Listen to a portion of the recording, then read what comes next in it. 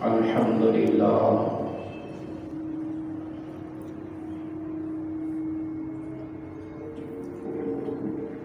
الحمد لله رب العالمين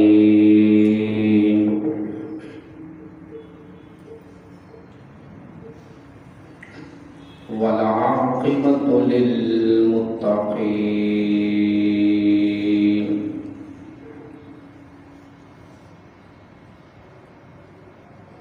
والصلاة والسلام على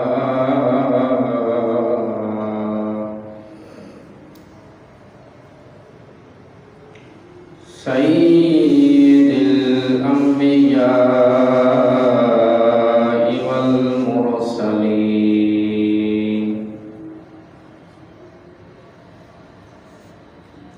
وعلى آله وأصحابه أجمعين. أما بعد فأعوذ بالله من الشيطان الرجيم. بسم الله الرحمن الرحيم.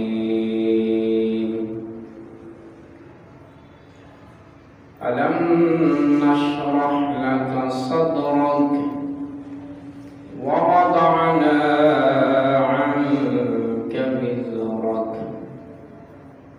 الذي أنقض ظهرك. آمنت بالله صدق الله العظيم وصدق رسوله النبي الكريم الأمين الرؤوف الرحيم. إن الله وملائكته يصلون على النبي يا أيها الذين آمنوا صلوا عليه وسلموا تسليما. الصلاة والسلام عليك يا رسول الله وعلى آلك وأصحابك يا حبيب الله. الصلاة والسلام عليك يا رحمة للعالمين وعلى آلك وأصحابك يا خاتم النبيين. مولاي صل وسلم دائما أبدا على حبيبك خير الخلق كلهم محمد سيد الكونين والثقلين والفريقين من عرب ومن عجم. ثم الرداء عن أبي بكر وعن عمر وعن علي وعن عثمان ذي الكرم. يا رب بالمصطفى بلغ مقاصدنا واغفر لنا ما مضى يا واسع الكرم.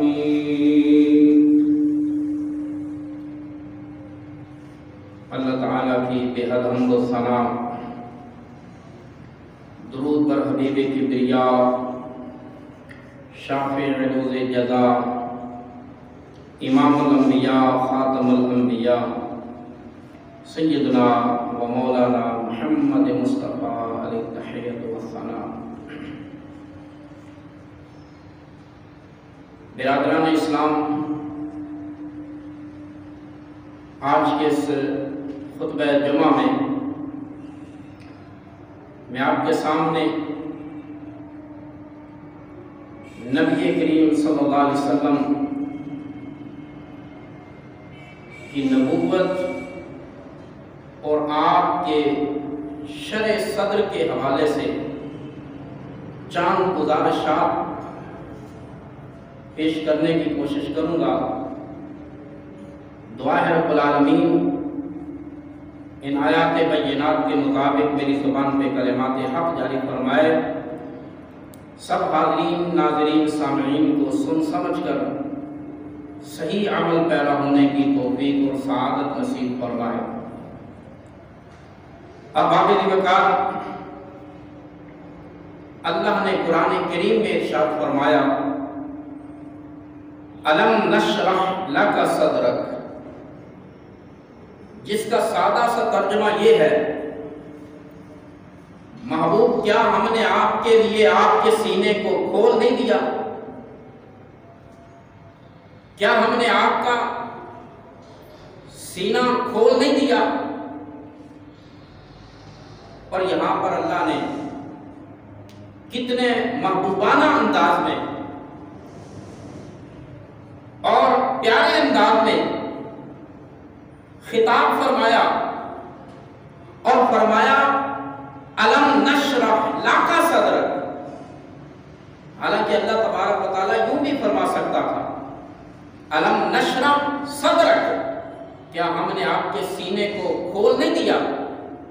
لیکن فرمایا الم نشرح لک صدرک، محبوب ہم نے آپ کے لیے آپ کے سینے کو کھول دیا۔ جیسے رب کائنات فرماتا ہے نا ورفعنا لک ذکرک، ہم نے آپ کی خاطر آپ کے ذکر کو بلندی عطا فرمائی۔ تو سوال یہ ہے کہ یہ آپ کی خاطر کیا ہے؟ امام راضی فرماتے ہیں اللہ نے فرمایا لک صدرک، آپ کے لیے آپ کے سینے کو کھولا، لک آپ کے لیے۔ تو اس کا مطلب یہ ہے کہ محبوب خدا کا ہر کام اپنے رب کے لیے ہے اور رب کا ہر عمل اپنے محبوب کے لیے ہے۔ لک آپ کے لیے، ورفعنا لک ذکرک آپ کے لیے، الم نشرح لک صدرک آپ کے لیے۔ تو کتنا پیارا انداز ہے۔ رب کائنات جو بھی کام کرتا ہے، جو بھی عمل کرتا ہے اپنے محبوب کی رضا کے لیے، محبوب کا جو کام ہے وہ اپنے رب کی رضا کے لیے اور رب کا جو عمل ہے وہ اپنے محبوب کی رضا کے لیے۔ اس لیے تو فرمایا وَلَسَوْفَ يُعْطِيكَ رَبُّكَ فَتَرْضَىٰ، آپ کو آپ کا رب اتنا دے گا کہ آپ اپنے رب سے راضی ہو جائیں گے۔ خدا کی رضا چاہتے ہیں دو عالم، خدا چاہتا ہے رضائے محمد۔ ساری کائنات چاہتی ہے مصطفیٰ راضی ہو جائیں، اور خدا چاہتا ہے، ساری کائنات چاہتی ہے کہ خدا راضی ہو جائے، اور رب چاہتا ہے میرا مصطفیٰ راضی ہو جائے۔ تو عزیزان گرامی، ساتھ ہی فرمایا ہم نے آپ کے سینے کو کھول دیا، اور فرمایا نشرح، یہاں پر فرمایا ہم نے کھولا۔ حالانکہ امام راضی فرماتے ہیں اللہ یہ بھی فرما سکتا تھا الم اشرح، کیا میں نے نہیں کھولا آپ کے سینے کو؟ لیکن اللہ نے خطاب یوں فرمایا الم نشرح، کیا ہم نے نہیں کھولا آپ کے لیے آپ کے سینے کو؟ یہ نون جو ہے نا، نون دو طرح کا ہو سکتا ہے، ایک نون عظمت و تعظیم کے لیے، یا پھر یہ ہو سکتا ہے تو جمع کے لیے۔ اگر عظمت و تعظیم کا نون مراد ہو تو اس کا مطلب یہ ہے کہ محبوب جب تمہارا رب جو تمہارا سینہ کھول رہا ہے، جب کھولنے والا اتنا عظیم ہے تو اس سینے کی وسعتوں کا عالم کیا ہوگا؟ محبوب تیرے سینے کا مقام کیا ہوگا جس کو کھولنے والا خود خدا ہے؟ عظمت کے لیے، حضور کے سینے کی عظمت کو بیان کرنے کے لیے، یا پھر اس نون کو جمع والا نون کہا جا سکتا ہے۔ ہم نے کھولا، اس کا مطلب یہ ہے کہ سینہ کھولنے والا تو رب کائنات ہے، لیکن اس سینے سے فیض پانے والی پوری کائنات ہے۔ یعنی اس سینے کے فیض میں پوری کائنات شریک ہے۔ کہ جنوں ملک انسانات و نباتات اور پوری کائنات کے لیے حضور کے سینے کا فیض جاری و ساری ہے. اس لیے فرمایا الم نشرح لک صدرک، آپ کے لیے آپ کے سینے کو کھولا ہے. اور حضور علیہ السلام کے سینہ اقدس کو 4 مرتبہ کھولا گیا، جسے شق صدر کہا جاتا ہے.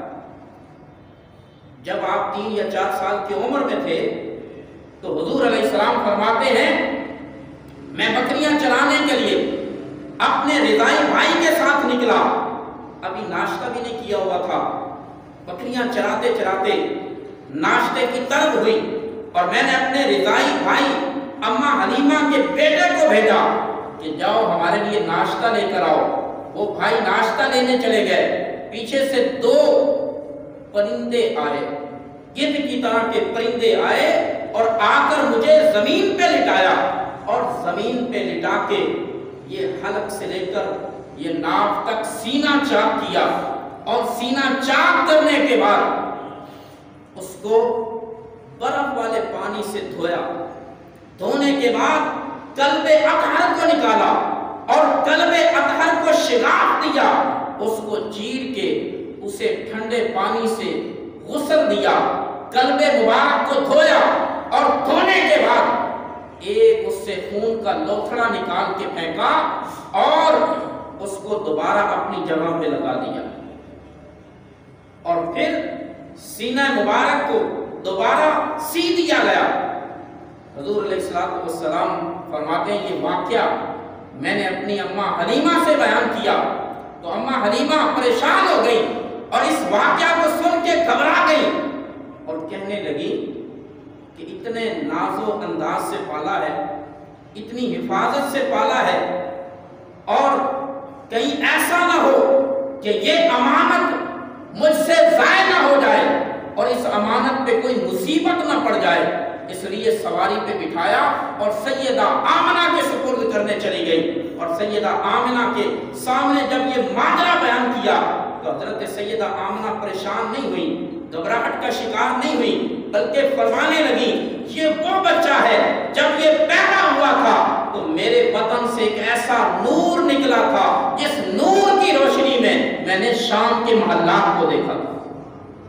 زیادہ پریشان ہونے گھبرانے کی ضرورت بالکل نہیں ہے. حضرت سیدہ آمنہ حضور کی والدہ ماجدہ اس واقعہ پر مطمئن ہے اور جانتی تھی ایک دن یہ بیٹا اپنی منازل طے کرتا ہوا مقام و مرتبے کی اس منزل پہ پہنچے گا جہاں اولین و آخرین کی رسائی بھی نہیں ہو سکتی. یہ سیدہ کو پتا تھا، اس لیے آپ پریشان نہیں ہوئی، گھبراہٹ کا شکار نہیں ہوئی. دیکھیں حضور علیہ السلام کا سینہ مبارک کھولا گیا اور اس کے اندر اللہ تبارک و تعالیٰ کے انوار و تجلیات بھر دیے گئے. اور دوسرا شق صدر نبی علیہ السلام کا جو سینہ چاک ہوا 10 سال کی عمر میں. ایک صحابی رسول حضور سے سوال کرتے ہیں یا رسول اللہ آپ کب سے نبی ہیں، آپ کو نبوت کب ملی؟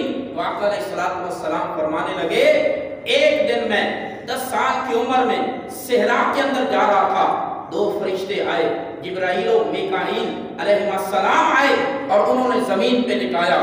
زمین پہ لٹانے کے بعد وہ سینہ چاک کیا.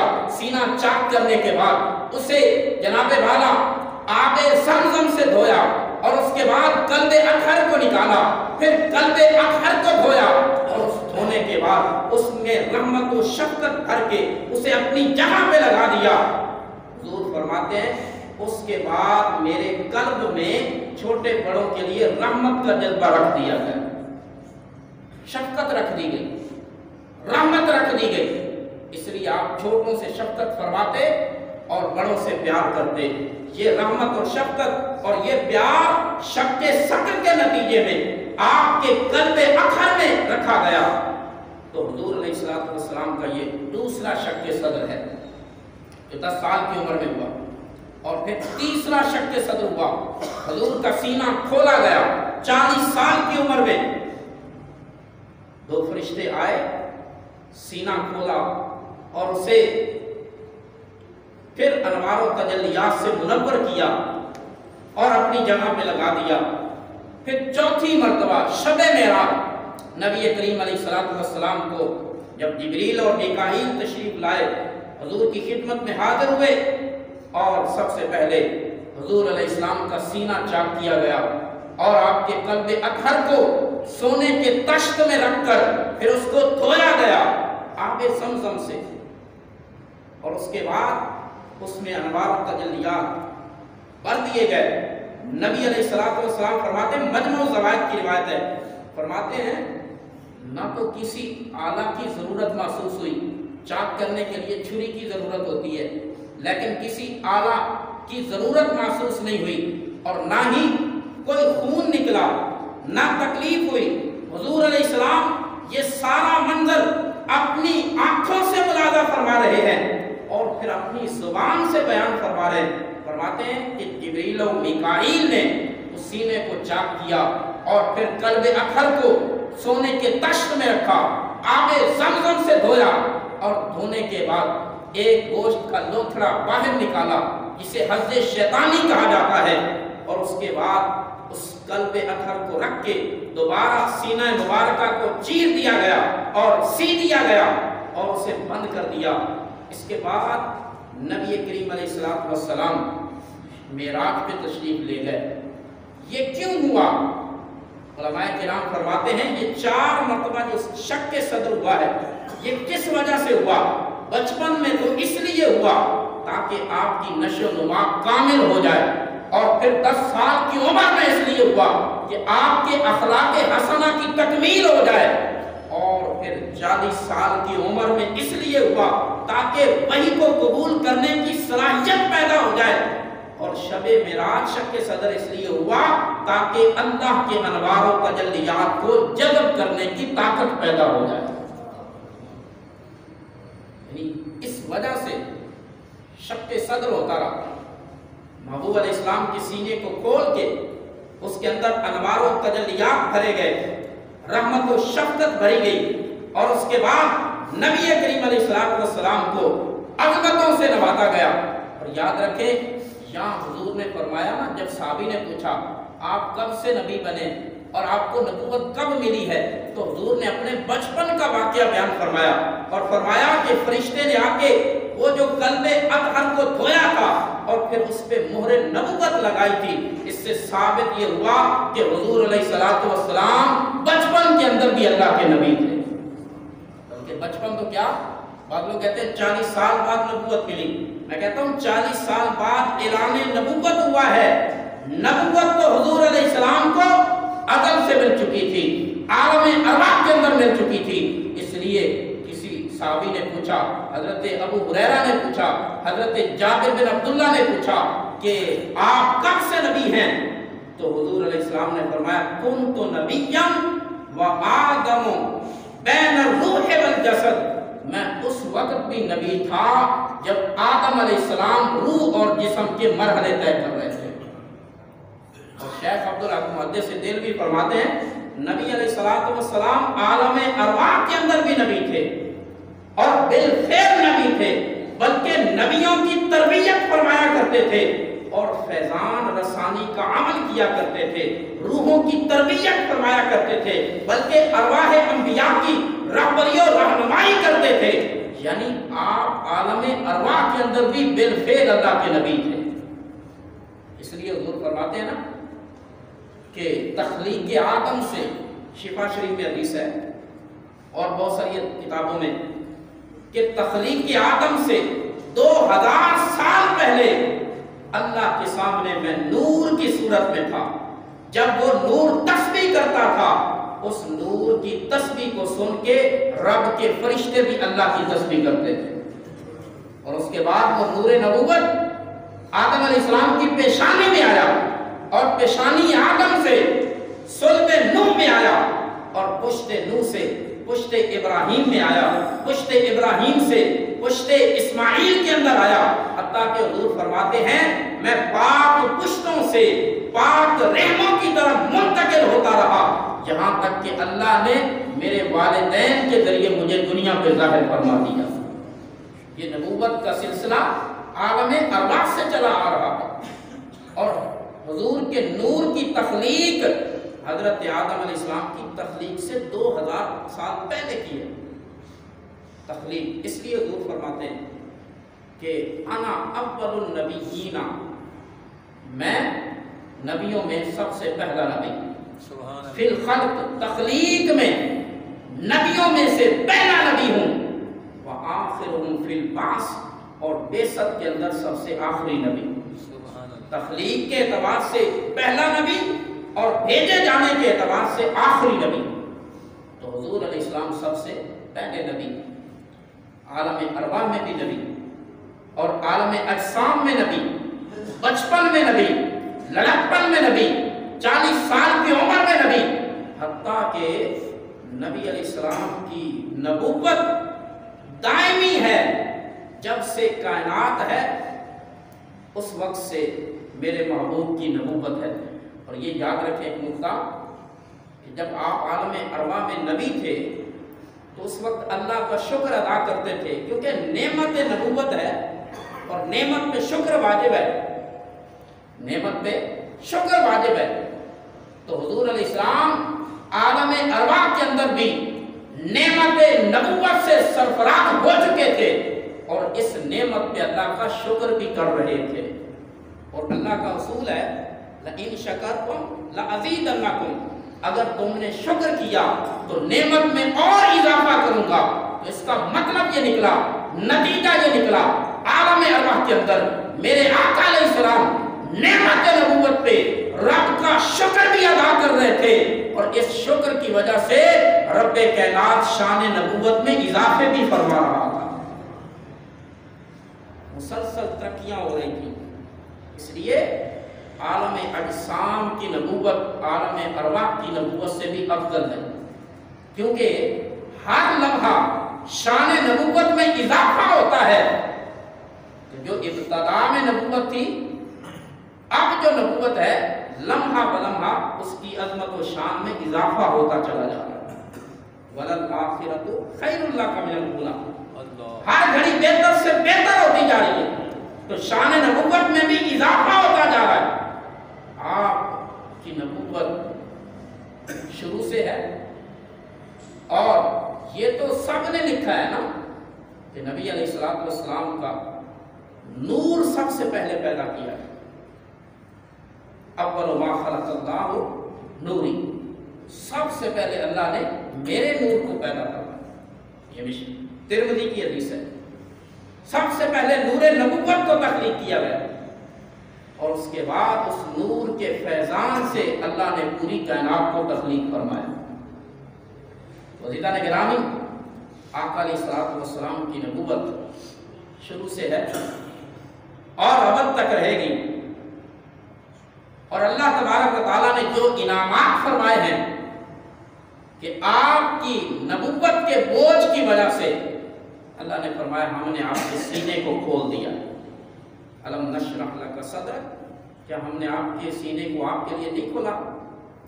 اور فرمایا وہ بوجھ جو آپ کی کمر توڑ رہا تھا اس بوجھ کو ہم نے ہلکا کر دیا.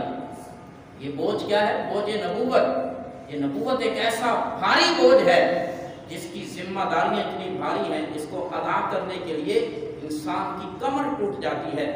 تو حضور علیہ السلام سے یہ بوجھ اللہ نے پہلے ہی ہلکا فرما دیا. حضرت موسیٰ علیہ السلام دعا کرتے رہے رب اشرح لی صدری، یا اللہ میرے سینے کو کھول دے، یا اللہ میرے سینے کو کھول دے. لیکن آقا علیہ السلام نے دعا بھی نہیں کی. محبوب کی دعا سے پہلے اللہ نے فرمایا الم نشرح لک صدرک، محبوب ہم نے آپ کے سینے کو پہلے ہی کھول دیا. وہ دعا کر کے سینے کو کھلواتے ہیں، محبوب کے سینے پہلے ہی کھول دیے گئے. تو عزیزان گرامی، پھر فرمایا الم نشرح لک صدرک ووضعنا عنک وزرک، آپ سے وہ بوجھ اٹھا دیا جو آپ کی کمر توڑ رہا تھا. وہ بوجھ میں نے کہا بوجھ نبوت ہے. آپ نے جب دیکھا اپنے معاشرے کے اندر مشرکین عرب بتوں کی پوجا کر رہے تھے تو آپ تنگ دل ہو گئے. کعبہ میں 360 بت ہیں، آپ تنگ دل ہوتے تھے. کفار کے ظلم و ستم سے آپ تنگ دل ہوتے تھے. اور پھر جب آپ کے قریبی بھی آپ کو چھوڑ گئے تو آپ تنگ دلی محسوس کرنے لگے، تو اللہ نے فرمایا الم نشرح لک صدرک، محبوب ہم نے آپ کے سینے کو کھول دیا ہے، لہذا آپ کی تنگ دلی کو ختم کر کے ہم نے آپ کو فراخ دلی عطا فرما دی۔ حضور کا سینہ اتنا وسیع تھا، قلب اتنا وسیع تھا کہ اپنے کیا پرائے بھی اگر ظلم و ستم کرتے، مذاق اڑاتے، گالیاں دیتے، توہین کرتے اور بے ادبی سے کام لیتے اور بدتمیزی سے کام لیتے، میرے آقا نے اپنی ذات کے لیے بدلہ نہیں لیا، ہمیشہ فراخ دلی کا مظاہرہ کرتے ہوئے اپنے دشمنوں کو بھی معاف فرما دیا۔ دشمنوں کو معاف فرمایا ہے، لیکن بے ادب گستاخوں کو معاف نہیں کیا۔ آپ خود تو بدلہ نہیں لیا، لیکن صحابہ کو حکم دیا ہے، ابن قتل جو گستاخ رسول ہے یہ کعبہ کے پردوں میں چھپا ہوا ہے، لہذا اس کو کعبے کے پردوں سے نکال کے بھی قتل کر دو۔ بے ادب گستاخ کی سزا صرف قتل ہے۔ من سب نبیا فاقتلوہ، جس نے نبی کو گالی دی حضور کا حکم ہے اسے قتل کرو۔ یہ شفا شریف کی حدیث ہے اور بہت سارے محدثین نے اس کو نقل کیا ہے۔